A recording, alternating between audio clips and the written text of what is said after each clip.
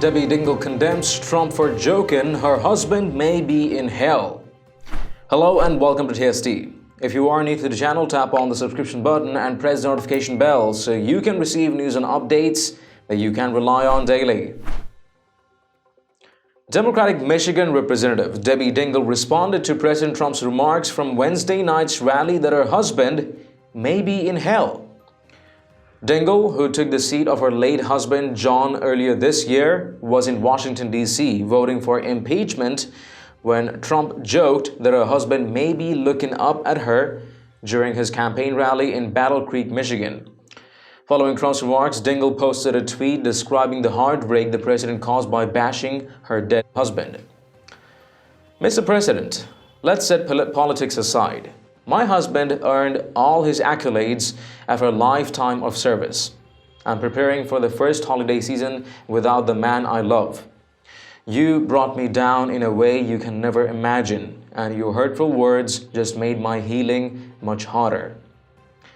She also joined CNN to express her anguish over Trump's remarks on Thursday morning. I think it's time to put politics aside on these kind of shots. I tried to be respectful of everybody. I've never taken a personal shot at this president. I think his family is off limits, the Congresswoman said. She explained that she didn't call Trump to help arrange her husband's funeral, including the decision to lower the flags to have staff to honor him for being the longest-serving member of Congress in U.S. history. Instead, she claimed Trump made the call.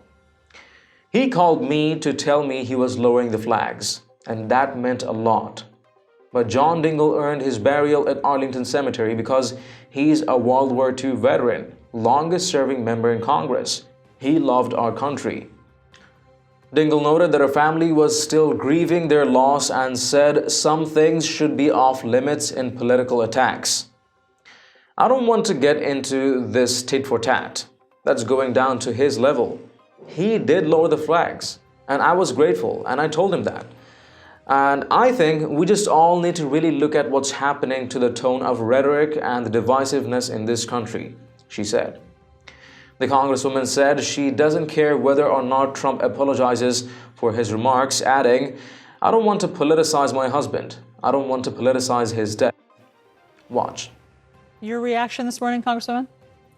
You know, I think it's time to put politics aside on these kind of shots. I try to be respectful of everybody. I've never taken a personal shot at this president. I think his family is off limits.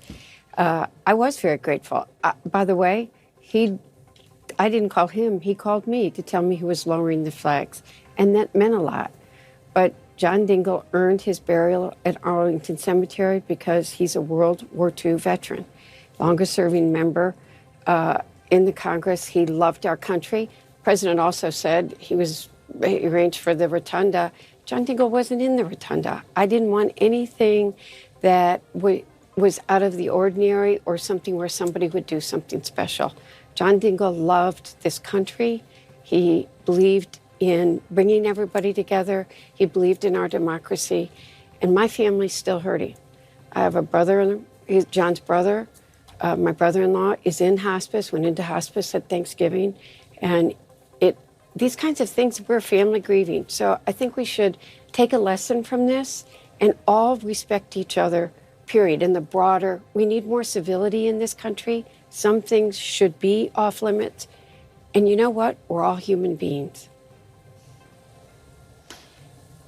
I mean, just to be clear, what I hear you saying beyond the appeal for humanity here is that what the president said wasn't true. He fabricated it. In some corners, that's called a lie. You didn't call him. That's the whole premise of what his attack on you last night. He was trying to pretend that you called him in this sort of desperate way. You didn't call him. And your husband deserved all of the accolades that he got at his funeral. It wasn't up to the president. I mean, when the president says, I could have given him the C or the D treatment, what would that have looked like? You know, I don't want to get into this tit for tat. That's going down to his level. He did lower the flags, and I was grateful, and I told him that. And I think we just all need to really look at what's happening to the tone of rhetoric and the divisiveness in this country. I was with Republican friends, very close friends, when this happened last night. They were all there for me. I've been with Kevin Brady already this morning.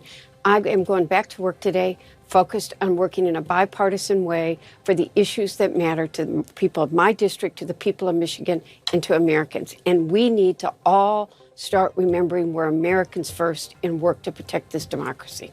I hear. Let us know your thoughts on Dingell's response to President Trump's recollection in the comments down below. And haven't you checked out the official TST store yet? It has a variety of Patriot-themed custom t-shirts, sweatshirts, mugs, phone covers, and a ton more. Make sure to check it out and maybe help us out by picking some products for yourself and your loved ones. It does make a huge difference to what we're doing here. Link in the description below. If you've liked this report, please let us know by tapping that like button down below. Share this news among friends and family, and don't forget to subscribe to our channel. Stay tuned for more news and updates on TST. This is David Ravine, and I'll catch you in the next one. Take care.